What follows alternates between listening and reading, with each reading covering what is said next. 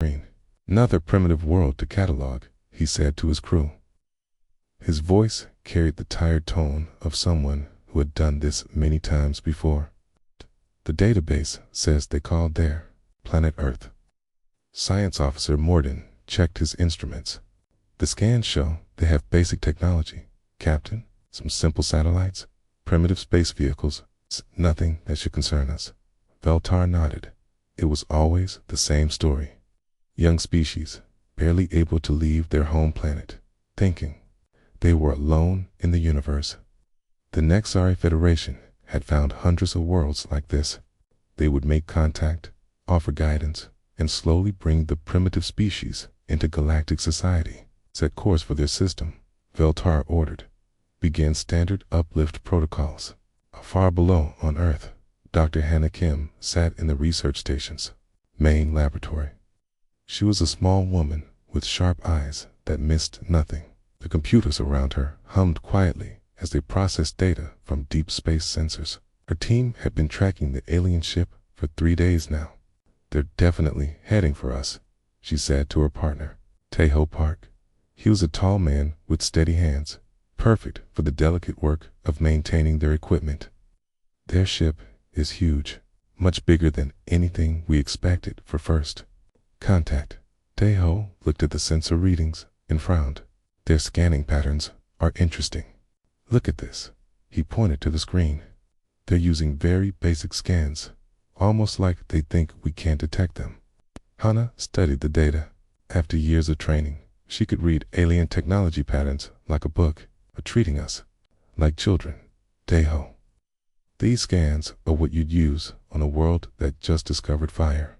Warren Choi entered the lab, carrying a cup of coffee. She was the team's communications expert, and her job was to make sure Earth looked exactly as primitive as the aliens expected. The signal analysis is complete, she said. They're broadcasting on frequencies that suggest they think we're still using radio telescopes. Wu Jin Lee, their tactical officer, joined them. His job was usually boring since Earth was supposed to be a peaceful research station. Today was different. Captain Yoon wants to see all of you in the command center, he said. We're about to get visitors. The four of them walked through the station's corridors. To anyone watching, it looked like a simple research facility.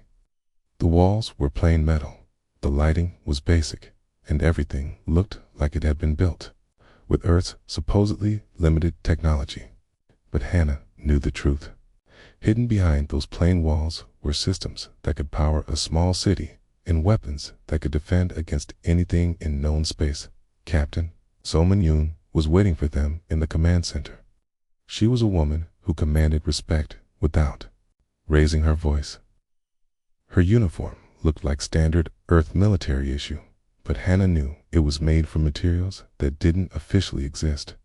The aliens will be here in 6 hours, Captain Yoon said. Are we ready? Hannah nodded. All our advanced systems are hidden. The computers are running programs that make our technology look primitive. If they scan us, they'll see exactly what they expect to see. Good, the captain said. Right. What about communications? I've prepared responses that match their expectations, Bjorn replied. When they try to teach us basic mathematics, I'll act amazed. When they show us simple physics, I'll pretend we've never seen anything like it. Tejo spoke up. Captain, their ship's design is actually quite old, okay? Based on the hull pattern and engine signatures, okay? I'd say their technology is about 300 years behind our current level. Captain Yoon smiled, but it wasn't a happy smile. That's exactly what we expected. The Nexari Federation thinks they're advanced because they've never met truly advanced civilizations. They travel around the galaxy, finding younger species and keeping them dependent. Wu Jin checked his tactical display. What if they become suspicious? What if they figure out we're not what we seem? Then we continued the mission, Captain Yoon said firmly. Earth has been playing this role for 200 years. We're very good at it. The hours passed quickly. The alien ship entered Earth's solar system and took position near the moon. It was massive, easily 10 times larger than anything Earth was supposed to be able to build. But Hannah had seen much larger ships in the hidden shipyards of the outer colonies. The first communication came at exactly 1400 hours Earth time. Bjorn sat at her station, her hands steady on the controls. The message was simple, basic mathematical sequences that any intelligent species should be able to understand. Bjorn waited exactly 37 minutes before responding. It was long enough to suggest Earth's scientists needed time to figure out the message, but not so long that the aliens would think humans were stupid. Her response was carefully crafted, correct mathematics, but presented in a way that suggested limited understanding. On the alien ship, Science Officer Morden studied the human response. Interesting, he said to Captain Veltar. They understand basic concepts, but their mathematical notation is very primitive. As expected, Veltar replied. Begin the next phase. Send them simple physics equations. Let's see how much they actually know. Back on Earth, Hannah watched the new message arrive. The aliens were sending information about atomic structure, thinking they were teaching humanity something new. She had to resist the urge to laugh. Human scientists had been working with quantum mechanics for centuries, but the aliens were showing them models that looked like something from an ancient textbook. Bjorn prepared her response. She would act excited, maybe ask a few simple questions that would make the aliens feel superior. It was all part of the game. Captain, Deho said quietly, I'm picking up more ships. Not next, sorry. Different designs, different technology signatures. Captain Yoon checked her displays. How many? At least 12 different species. They're all staying at the edge of the system, watching. Deho's voice was troubled. Captain, I think this is bigger than just first contact. I think we're being evaluated. Anna felt a chill run down her spine. If multiple alien species were watching Earth's first contact, it meant something important was happening. Maybe the galaxy was more complex than even Earth's hidden government realized. The communication board chimed again. This time, the aliens were requesting permission to visit Earth directly. They wanted to establish what they called a guidance station to help humanity develop properly. Captain Yoon looked at her team. This is it. The real test begins now. Remember, we are just a young species taking our first steps into the galaxy. We are amazed by everything, grateful for any help, and completely harmless. Barham began typing her response, accepting the alien offer with the appropriate amount of excitement and nervousness. As she worked, Hannah wondered what the other watching species thought of Earth. Did they know the truth? Or were they all part of the same galactic system that kept young worlds dependent? Soon they would find out. The game was about to begin.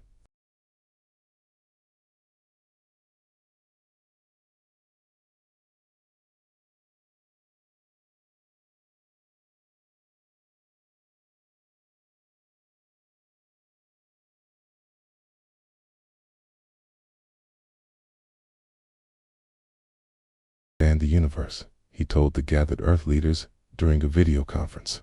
His translator made his voice sound warm and friendly, though Hannah could hear the patronizing tone underneath.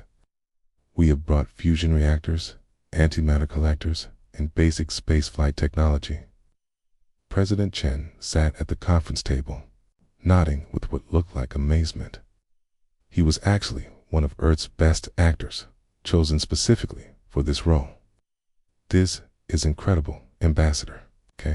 Our scientists are so excited to learn from your advanced civilization. Kano watched from the back of the room, wearing a simple lab coat that hid the advanced materials underneath. She had to bite her tongue to keep from laughing. The fusion reactors the aliens were so proud of were the same design humans had been using in their hidden colonies for over 2 centuries. After the conference ended, Hannah walked to the secure communication room. Captain Yoon was waiting for her with an encrypted message from the outer colonies. Report from Engineer Tae Young Nam, Captain Yoon said. handing her the datapad. He's on station in Kepler 4 for it to be about 1,200 light years from here. Hannah read the message quickly.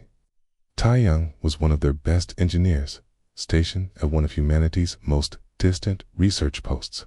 His report made her blood run cold. Captain, he says 17 different alien species have approached their system in the past year. All of them use the same pattern. They scan for primitive worlds, make contact, and offer guidance. But they never teach anything truly advanced. They keep the younger species dependent. Captain Yoon's face hardened. It's a system. They're farming civilizations.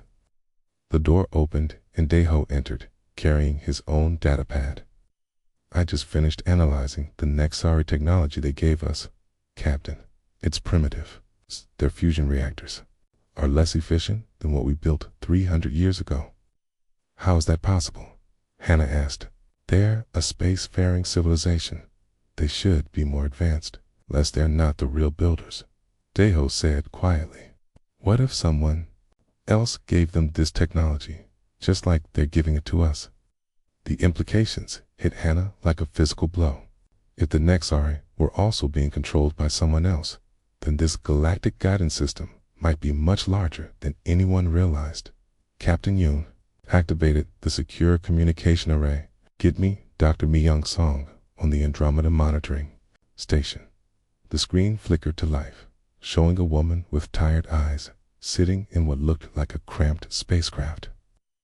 Mi-young had been stationed at the edge of the galaxy for 5 years, watching for threats from other galactic clusters.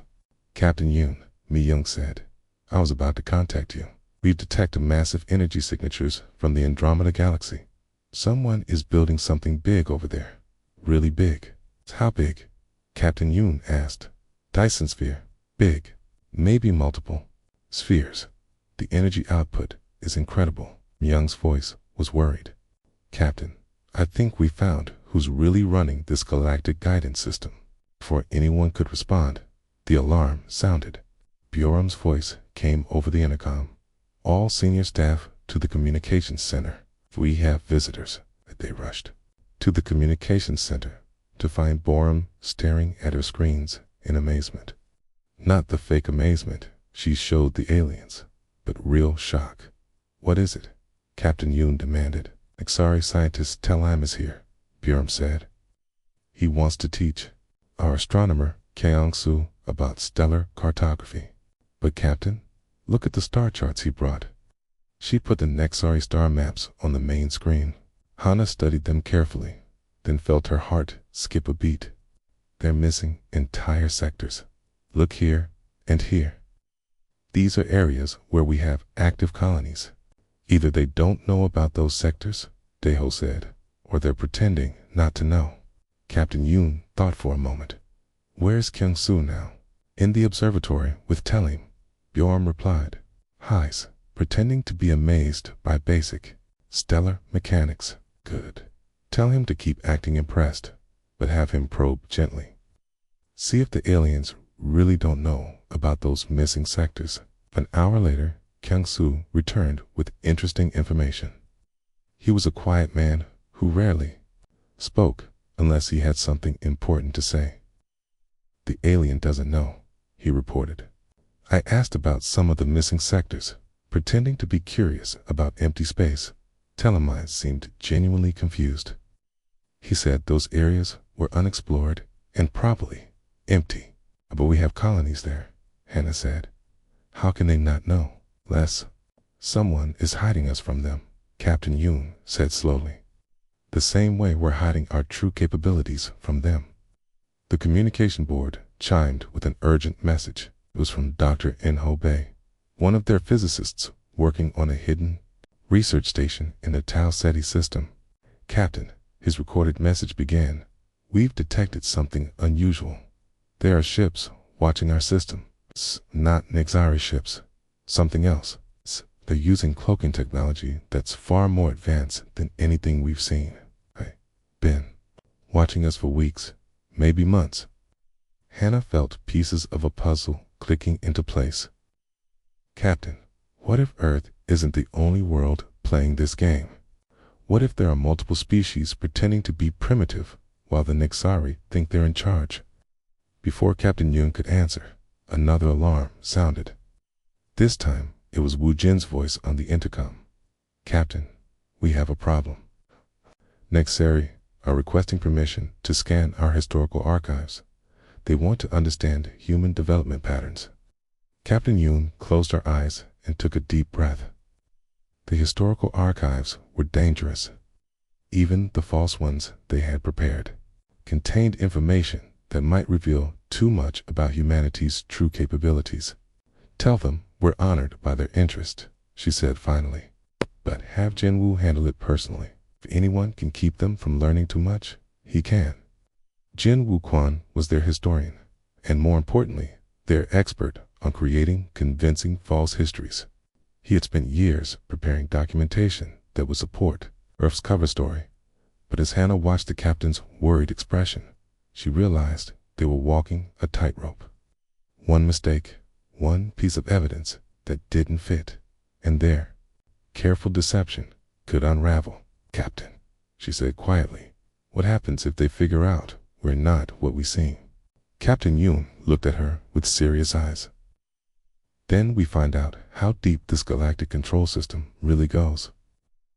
And we hope we're ready for what comes next." Outside, the Nexari station continued its orbit around the moon, its occupants convinced they were helping a primitive species take its first steps into the galaxy. They had no idea they were being watched by civilizations far older and more advanced than they could imagine. The game was becoming more complex with each passing day, and Hannah wondered how many other players were involved that none of them knew about. Yet, in the depths of space, ancient ships continued their silent watch, and the true masters of the galaxy remained hidden in the shadows between stars.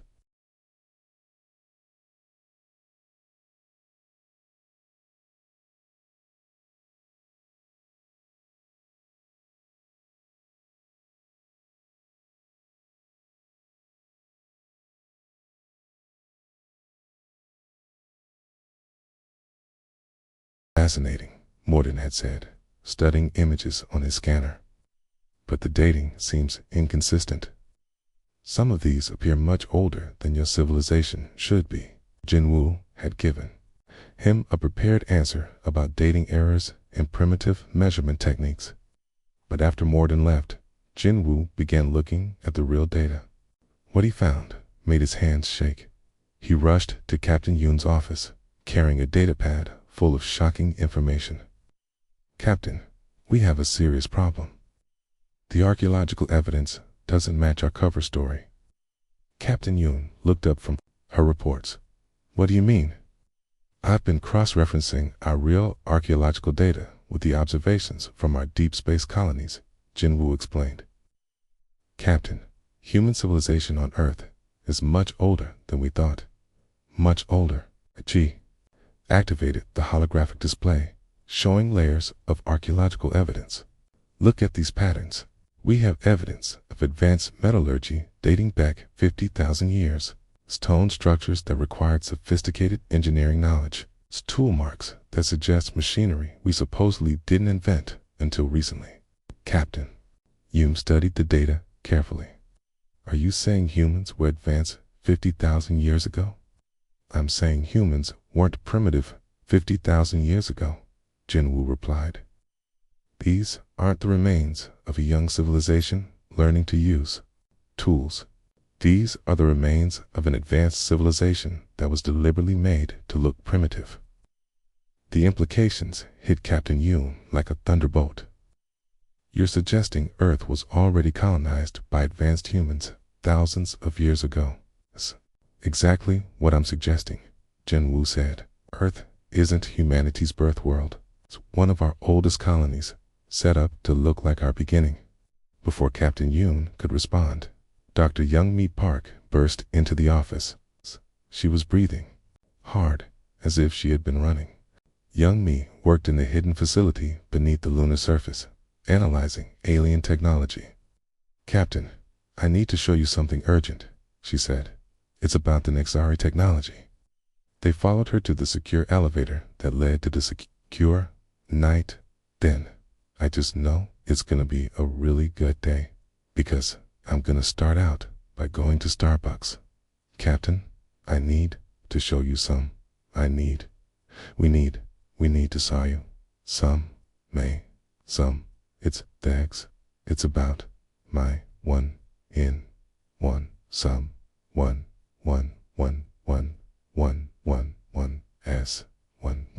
said, well, yeah, underground complex. The real lunar facility was nothing like the simple research station the aliens could see. It was a massive installation filled with equipment that could analyze matter at the quantum level. I've been taking apart the fusion reactor the Nixari gave us, young me explained as they walked through corridors lined with advanced machinery. I wanted to understand their engineering principles. She led them to her laboratory, where components of the Nexori reactor were spread across multiple tables. Captain, their technology isn't just primitive, it's ancient. These designs are thousands of years old. How can you tell? Captain Yoon asked. The manufacturing marks. Young me pointed to microscopic scratches on a metal component. These were made by tools that use techniques we abandoned centuries ago. But here's the strange part. The materials are advanced, much more advanced than the construction techniques.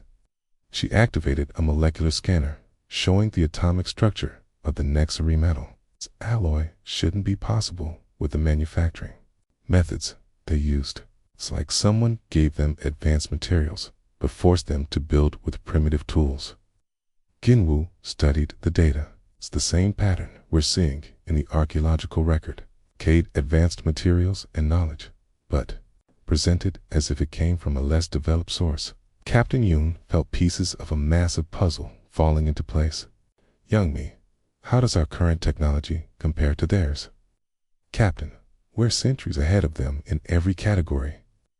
Our smallest research vessels have more advanced systems than their flagship. But they don't know that, because they've never seen truly advanced technology. The communication system chimed with an urgent message. It was from Engineer Daeho, who was monitoring alien communications from the main facility. Captain, you need to get up here now. His voice was tight with worry.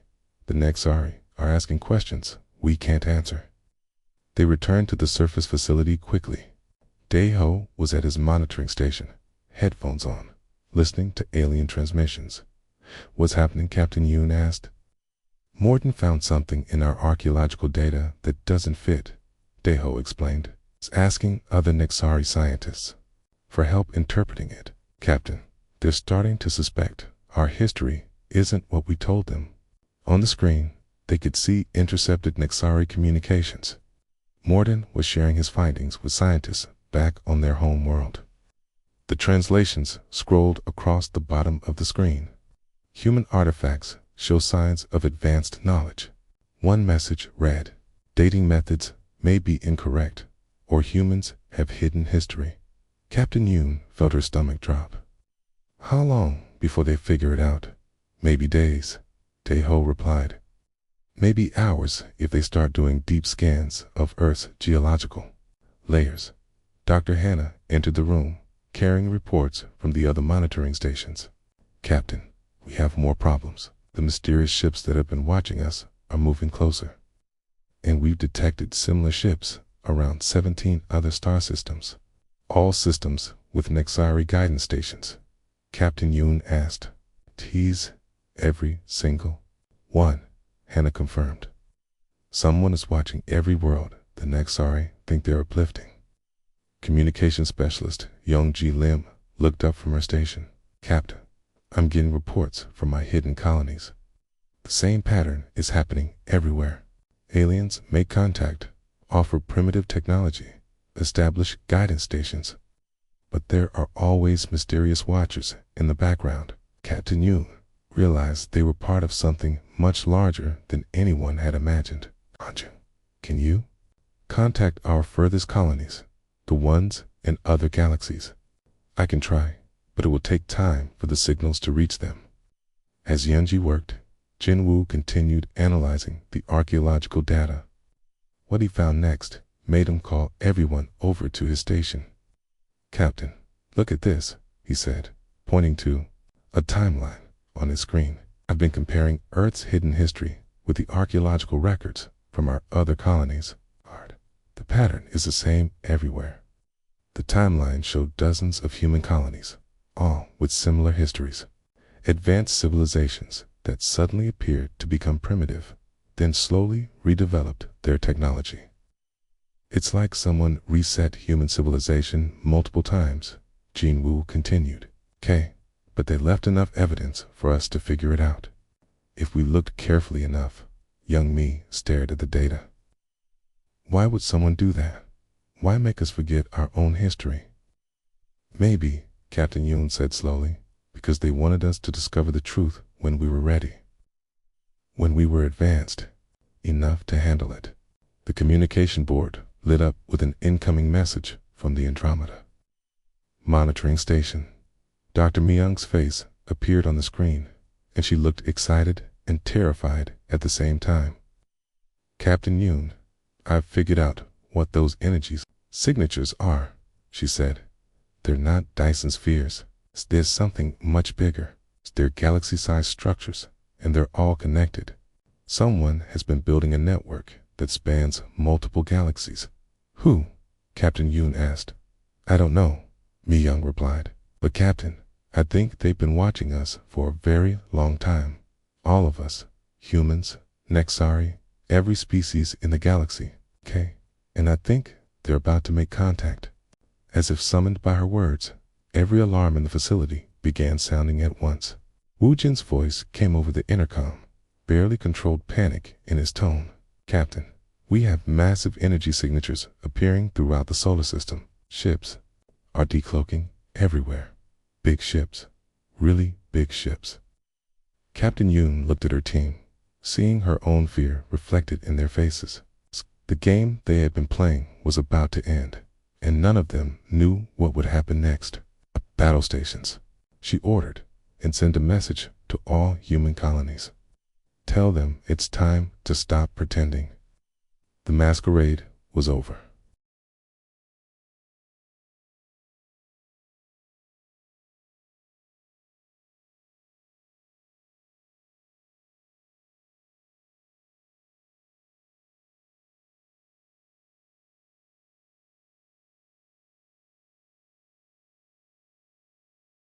"Captain," his communications officer reported, voice shaking, "we're receiving a transmission from that ship.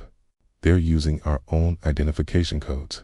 Veltar stared at the screen in confusion. "That's impossible. Those codes are classified Nexari military secrets." The transmission came through clearly.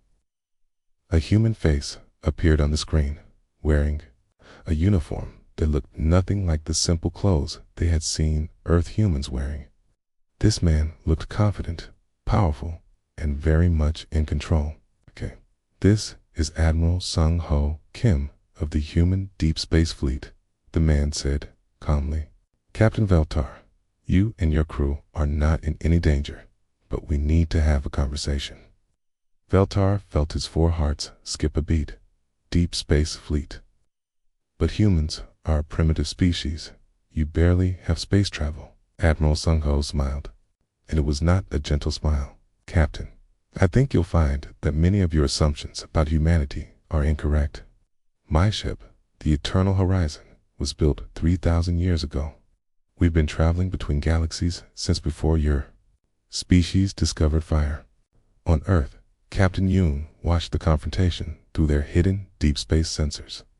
The truth was finally coming out, and there was no way to stop it now. "Captain," Daeho said from his monitoring station, "the Nexari ship is scanning the Admiral's vessel.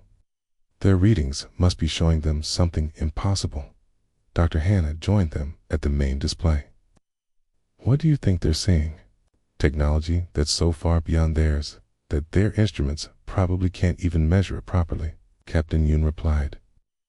"The Eternal Horizon is one of our oldest exploration ships, but it's still more advanced than anything the Nexari have ever built." On the Nexari ship, Science Officer Morden stared at his readings in disbelief. Captain, this is impossible. The energy signatures from that human ship are off our scale.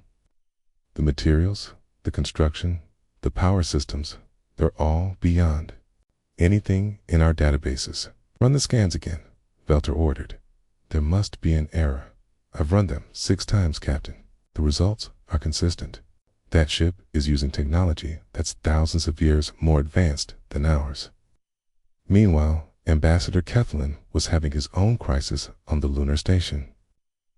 He had been preparing his daily report about humanity's progress when alarms began sounding throughout the facility.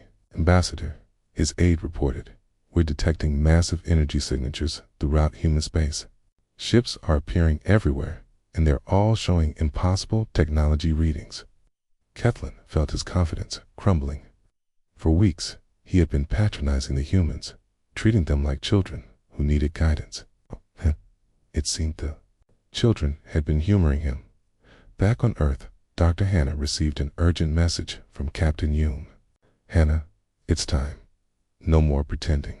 Let's contact Admiral Sung-ho and tell him we're ready to reveal everything. Hannah activated the high-powered communication array, the one they had kept hidden since the Nexari arrived. Within moments, she had a direct connection to the Admiral's ship. Admiral, this is Dr. Hannah Kim on Earth Station. Captain Yoon sends her respects and requests permission to end the masquerade. It's permission granted. Dr. Admiral Sung-ho replied. It's time the galaxy knew the truth about humanity. Hannah turned to her team, began full disclosure protocols, showed them everything. All across Earth, hidden installations began powering up. Energy shields that had been disguised as simple buildings flickered and revealed themselves as advanced defense systems. Underground facilities that had been masked as natural formations opened to reveal spacecraft that dwarfed anything the Nexari had ever seen. Captain Velter watched his sensors in growing horror as Earth transformed before his eyes. The primitive planet he had been studying was revealing itself to be one of the most heavily fortified worlds in the galaxy. Captain Morden reported, his voice barely a whisper, Earth has at least 50,000 ships in orbit. They were all cloaked. The power grid we're detecting could supply energy to an entire star system. But the biggest shock was yet to come. Dr. Hannah opened the communication channel to the Nexari ship. And her voice was completely different from the humble, grateful tone she had used before. Captain Veltar, this is Dr. Hannah Kim. I think it's time we had an honest conversation about galactic history. The screen in the Nexari ship showed Earth's research facility.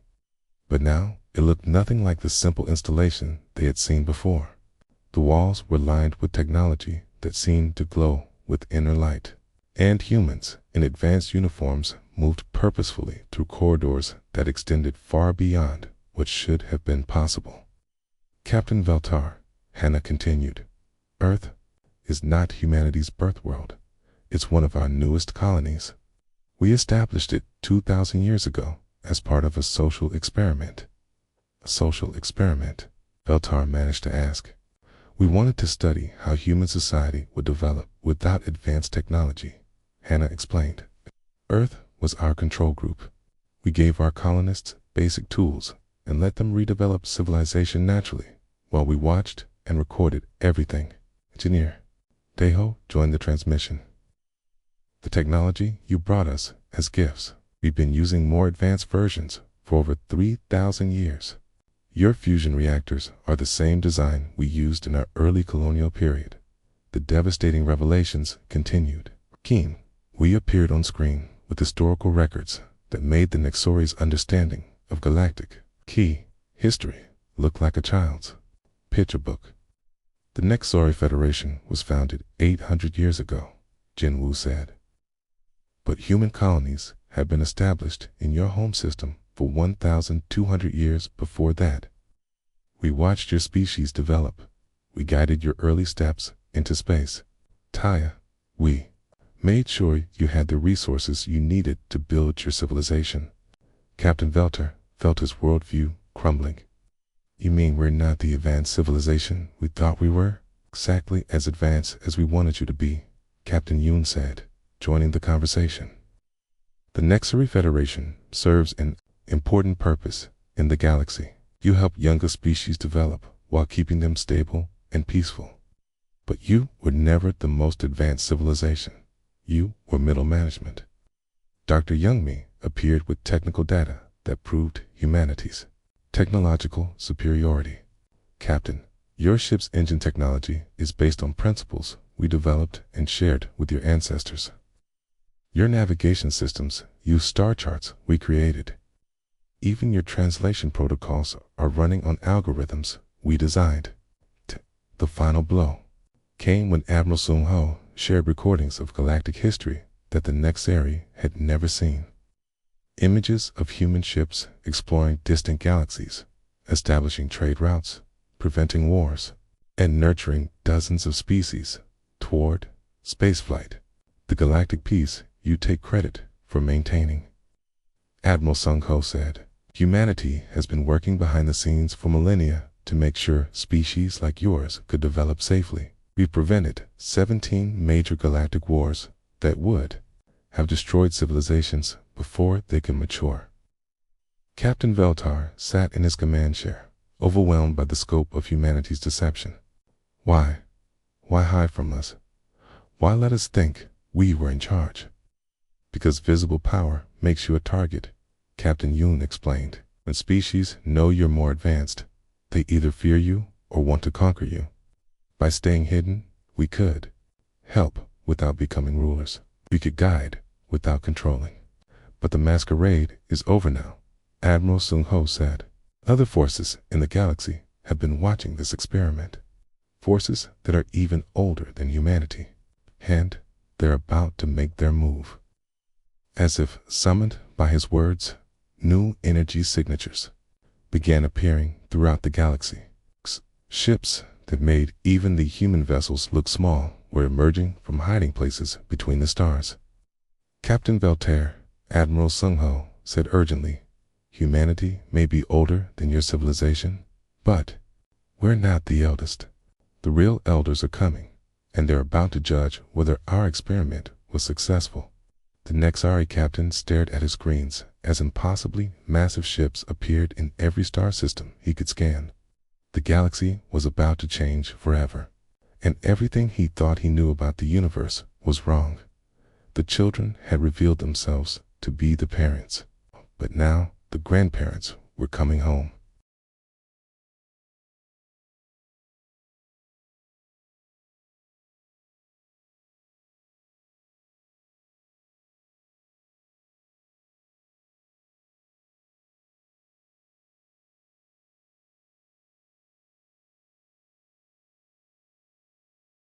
Directly above the lunar station. What are those things? Kay whispered to his aide.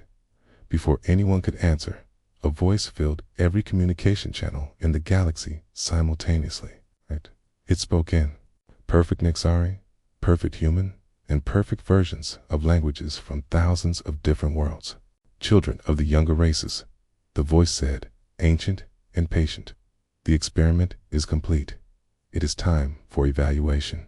On Earth, Captain Yoon gathered her senior staff in the command center. The revelation of humanity's true nature had been shocking enough, but now they faced something even more profound.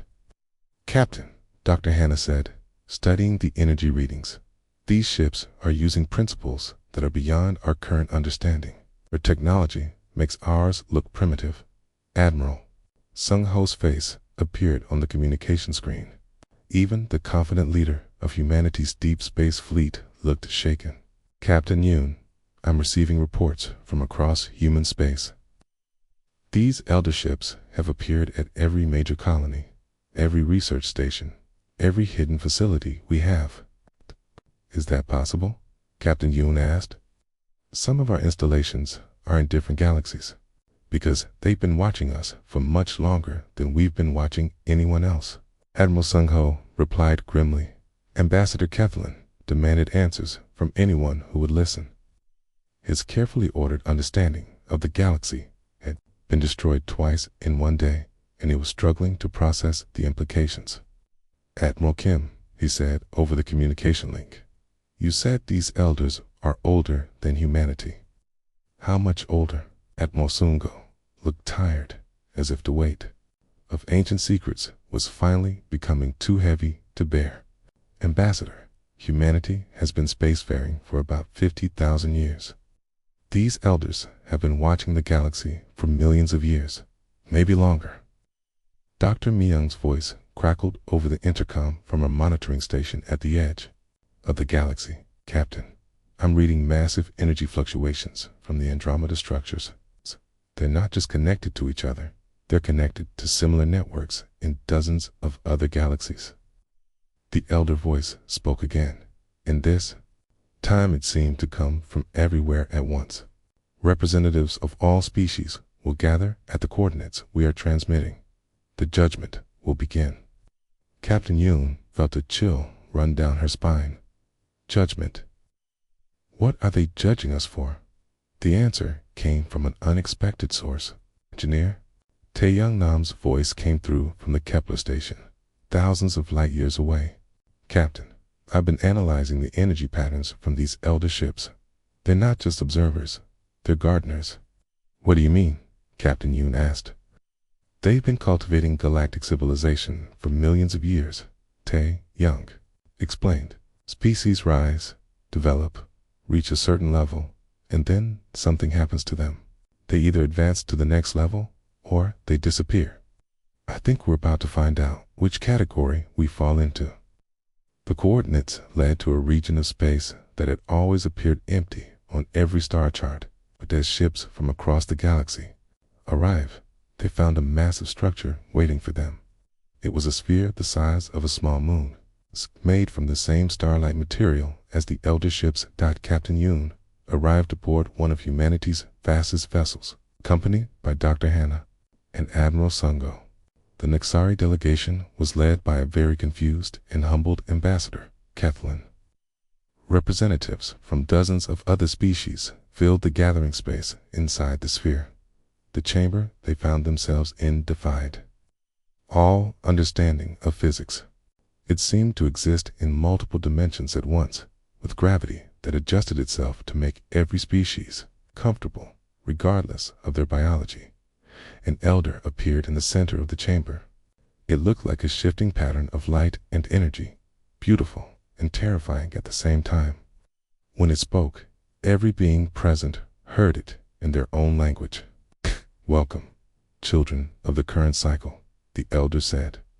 "You have reached the time of evaluation. Your species have developed sufficient technology and wisdom to join the greater galactic community, or you have failed and must begin again." Ambassador Kathleen found his voice first. "Begin again. What does that mean?" "Civilizations that cannot move beyond conflict, that cannot learn to cooperate, they cannot grow beyond their primitive instincts, are returned to an earlier state," the elder explained patiently.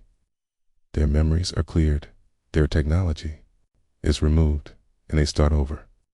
This has happened many times before." Dr. Hannah stepped forward. "And what determines success or failure?" "The ability to nurture other species without dominating them," the elder replied. "The wisdom to help without controlling. The patience to guide without ruling." Admiral Sunko realized what was happening. This whole thing was a test. Humanity hiding our advancement. The Nexari thinking they were in charge. The guidance system. It was all part of an evaluation, correct? The elder said. Humanity showed promise by concealing their power and working behind the scenes to maintain peace. The Nexari showed promise by attempting to help younger species, even if they did not understand their true position. Other species showed promise in different ways. Not all the news was good. The elder's form shifted, showing images of civilizations that had failed the test. The Dexani Empire chose conquest over cooperation. The Velfar Collective chose domination over guidance. They have been returned to their pre-space flight state and we'll have another opportunity in several thousand years. Captain Yoon felt the weight of galactic history settling on her shoulders.